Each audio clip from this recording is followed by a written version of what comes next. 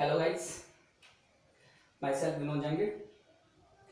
मेरे YouTube channel Vinod chemistry club और ATS की ऑनलाइन क्लासेस में आपका स्वागत है। तो हम पढ़ रहे थे लेसन नंबर 15 पॉलीमर और ये 3 नंबर का है। ठीक है, ये 12th साइंस के लिए हम पढ़ रहे हैं, बोर्ड क्लास है, 12th साइंस बोर्ड क्लास के लिए लेसन नंबर 15 पॉलीमर। ठीक है, अब यहाँ पे हमने पॉलीमर के बारे में अध्ययन कर लिया था और ये जो बहुलक होता है वो बहुत सारी एकलक इकाइयों से मिलकर के बना होता है, उसके बारे में भी हमने अध्ययन कर लिया था। ठीक है, उन एकलक इकाइयों को हमने एक सारणी के रूप में पढ़ लिया था सभी को। ठीक, अब यहाँ पे हम पढ़ेंगे बहुलकों का वर्गीकरण।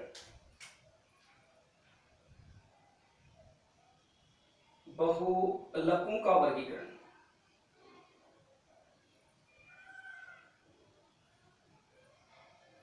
बहुलकों का वर्गीकरण, क्लासिफिकेशन ऑफ पॉलीमर्स। ठीक है, क्लासिफिकेशन ऑफ पॉलीमर्स यानी बहुलकों का वर्गीकरण निम्न प्रकार का होता है। निम्न प्रकार का होता है, निम्न प्रकार का होता है।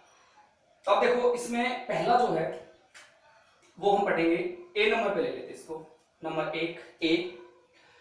ये जो ए नंबर है इसको हम लिखें स्रोत के आधार पर, स्रोत के आधार पर।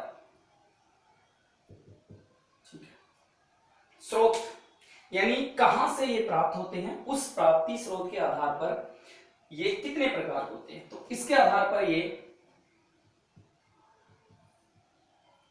इसके आधार पर ये निम्न 3 प्रकार के होते हैं, प्रकार के होते हैं। 3 टाइप्स के होते हैं ये। निम्न 3 प्रकार कौन कौन से हैं? निम्न 3 प्रकार देखो, वो देखेंगे हम। सबसे पहला प्रकार देखें इसका, 1 नंबर डालेंगे हम यहां पे।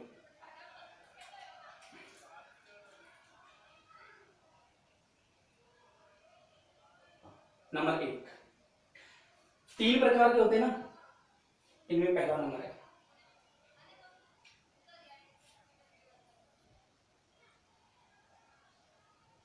प्राकृतिक बहुलक। प्राकृतिक बहुलक यानी नेचुरल पॉलीमर, नेचुरल पॉलीमर। और नेचुरल पॉलीमर का मतलब होता है कि जो प्रकृति से प्राप्त होते हैं या जो प्रकृति में पाए जाते हैं, ठीक है, उन्हें कहते हैं प्राकृतिक बहुलक। तो वे बहुलक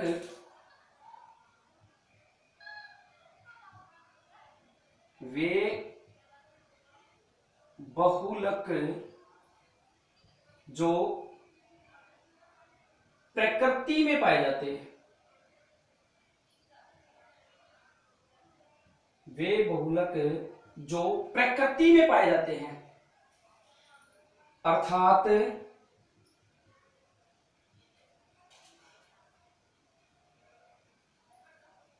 जो प्रकृति से प्राप्त होते हैं, अर्थात जो प्रकृति से प्राप्त होते हैं, प्रकृति से प्राप्त होते हैं।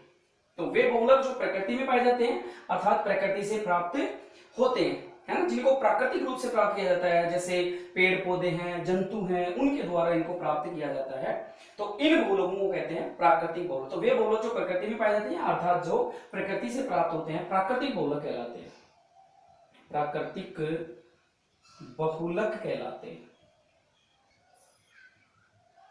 प्राकृतिक बहुलक कहलाते हैं। ठीक है, एग्जाम्पल देखें अब इसका, प्राकृतिक बहुलकों के एग्जाम्पल लें। एग्जाम्पल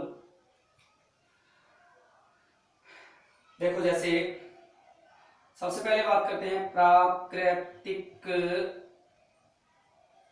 रबड़। रबड़ का पेड़ होता है और उस रबड़ के पेड़ से लेटेक्स प्राप्त की जाती है और फिर उस लेटेक्स से इस प्राकृतिक रबड़ का निर्माण होता है, प्राकृतिक रबड़ को प्राप्त किया जाता है। ठीक, स्टार्च स्टार्च जो होती है वो पौधों में पाई जाती है, ठीक है, और जंतुओं में ग्लाइकोजन के रूप में संग्रहित रहती है स्टार्च। और इसके बारे में हमने 14वें लेसन में पढ़ा भी था, तो वहां पे आया स्टार्च।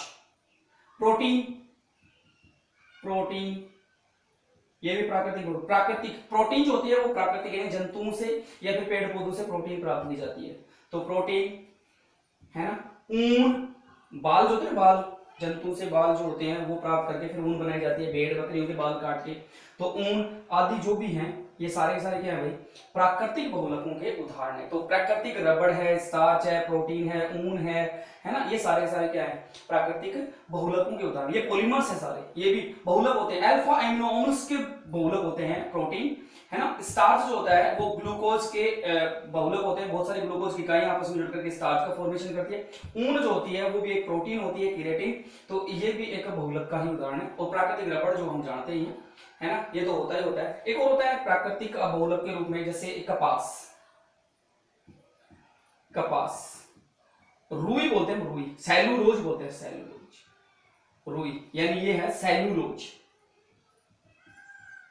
सेलुलोज, ये भी एक तरह से प्राकृतिक बहुलक है। ये प्राकृतिक बहुलक के उदाहरण है ना। नेचुरल, देखो प्राकृतिक रबड़ जो है, पेड़ पौधे जो होते हैं उनकी छाल से लेटेक्स प्राप्त किया जाता है और उस लेटेक्स से ये बनता है। स्टार्च जो होता है वो पेड़ पौधों में पाया जाता है, जंतुओं में ग्लाइकोजन के रूप में पाया जाता है। प्रोटीन जो होता है वो पेड़ पौधों में भी निर्मित होता है, जंतुओं में भी, जैसे हमारे बाल हैं, नाखून हैं, ये सारे इससे बने होते हैं। ऊन जो है वो भी एक तरह से प्रोटीन का ही पार्ट होता है। ये जो है भेड़ बकरियों के या फिर जो भी जंतु होते हैं उन जंतुओं के बालों से ये ऊन बनाई जाती है। कपास ये पेड़ पौधे से प्राप्त होती है, कपास की खेती की जाती है, जिसमें सबसे ज्यादा बहुलक जो होता है सेलुलोज होता है, ठीक। ये तो हो गए प्राकृतिक बहुलक, अर्थात वे प्रकृति में उपस्थित होते हैं, प्रकृति में पाए जाते हैं, अर्थात जो प्रकृति से प्राप्त होते हैं, इन्हें कहते हैं प्राकृतिक बहुलक, ठीक। ये हो गए प्राकृतिक बहुलक।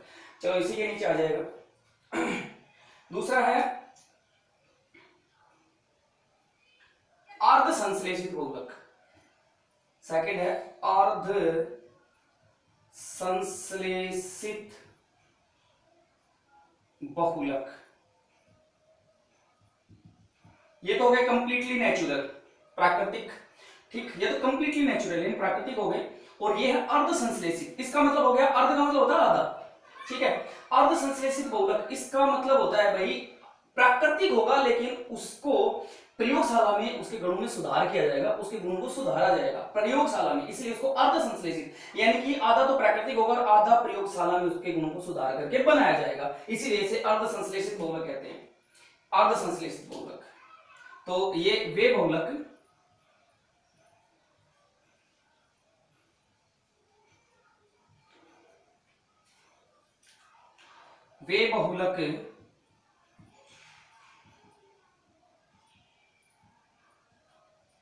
जो प्रकृति से प्राप्त होते हैं,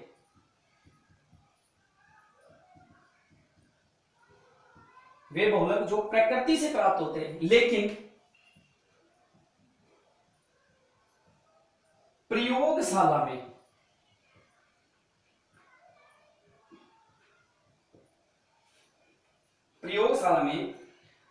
रासायनिक प्रक्रमों द्वारा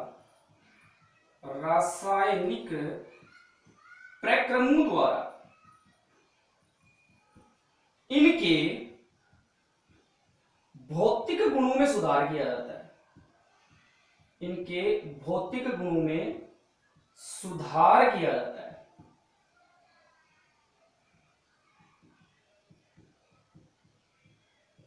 देखो प्रकृति में प्राप्त होंगे लेकिन क्या करेंगे, प्रयोगशाला में इनके जो रासायनिक प्रक्रम है, रासायनिक प्रक्रम अपना करके इनके भौतिक गुणों में क्या किया जाएगा, सुधार किया जाता है।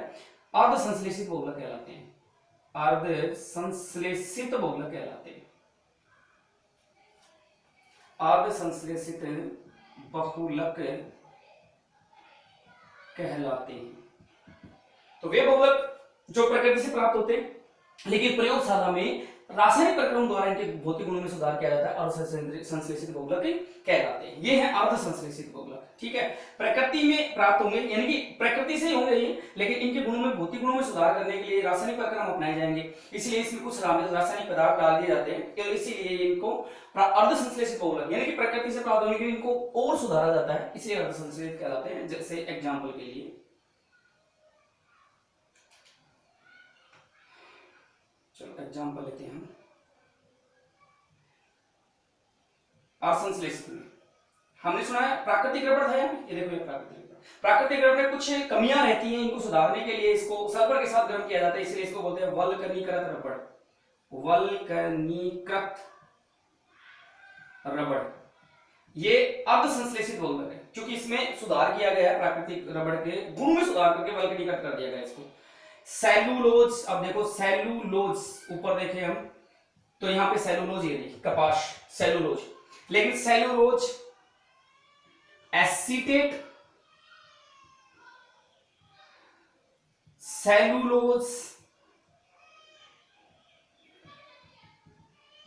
नाइट्रेट, इस सेलुलोज नाइट्रेट को सेलुलोज एसीटेट यानी एसीटेट के साथ में सेलुलोज को गर्म कर दिया जाता है, सेलुलोज एसीटेट बन जाती है। सेलुलोज को नाइट्रेट के साथ में गर्म कर दिया जाएगा तो सेलुलोज नाइट्रेट बन जाएगी। इसको बोलते हैं गन कोटन, इसको गन कोटन भी बोला जाता है। सेलुलोज नाइट्रेट जो है ना, इसको गन कोटन बोला जाता है, गन कोटन, यानी ये कोटन होता है, यानी सूती कपड़ा होता है, लेकिन सेलुलोज मिलाकर सूती तो होगा ही, लेकिन नाइट्रेट मिलाकर इसको गन कोटन बोल दिया जाता है। लेदर, लेदर जो जैसे बेल्ट जैकेट वगैरह, इसमें भी कपड़े बनते हैं, जैकेट वगैरह होता है, बेल्ट वगैरह होता है, तो ये लेदर, लेदर भी अर्ध संश्लेषित होता है, यानी चमड़ा जो होता है जंतु से प्राप्त किया जाता है, फिर उसके गुणों में सुधार किया जाता है, तो वो लेदर आदि जो भी हैं ये सारे सारे क्या है, अर्ध संश्लेषित बहुलक है, अर्ध संश्लेषित बहुलक है। ठीक है, तो एक बार पॉज करके देख लो इसको, है ना, फिर इसका होमवर्क भी पॉज करके उतार लेना।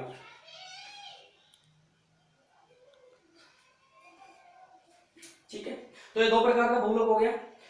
तो पहला हो गया प्राकृतिक बहुलक, दूसरा होगा अर्धसंश्लेषित बहुलक, और तीसरा बहुलक जो है वो हम पढ़ेंगे इसी के अंदर है संश्लेषित बहुलक। संश्लेषित बहुलक, संश्लेषित बहुलक, संश्लेषित का मतलब होता है सिंथेसिस, यानी कि मानव द्वारा। तो उद्योगों में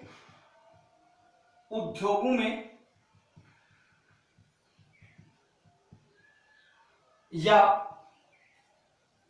उद्योगों व प्रयोगशालाओं में उद्योगों में प्रयोगशालाओं में मानव द्वारा निर्मित जो बहुलक होता है ना, उस बहुलक को संश्लेषित बहुलक कहते हैं। यानी वे बहुलक जिन्हें उद्योगों या प्रयोगशालाओं में मानव द्वारा निर्मित किया जाता है, मनुष्य द्वारा बनाया जाता है, उन्हें संश्लेषित बहुलक कहते हैं। संश्लेषित बहुलक, तो इसका एग्जांपल देखो, पूर्णतः मानव द्वारा निर्मित होगा, ये पूर्णतः मानव द्वारा संश्लेषित किया जाएगा, प्रयोगशालाओं में या उद्योगों में या प्रयोगशालाओं में इनको केवल मानव द्वारा बनाया जाएगा। संश्लेषित बहुलक होगा, इनमें प्राकृतिक रूप से कोई भी इसके अंदर वो कंटेंट नहीं होगा। तो यहाँ पे इस संश्लेषित बहुलक में हम बात करते हैं पॉलीथीन। जो थैलियां होती है पॉलीथीन की, वो संश्लेषित बहुलक होता है। पीवीसी पॉलीवाइनिल क्लोराइड बोलते हैं इसे, ये भी संश्लेषित बहुलक का उदाहरण है। टेफ्लॉन ये एक नॉन स्टिक बर्तन की सतह को चिकना बनाने में काम लिया जाता है। इसको बोलते हैं PTEFE,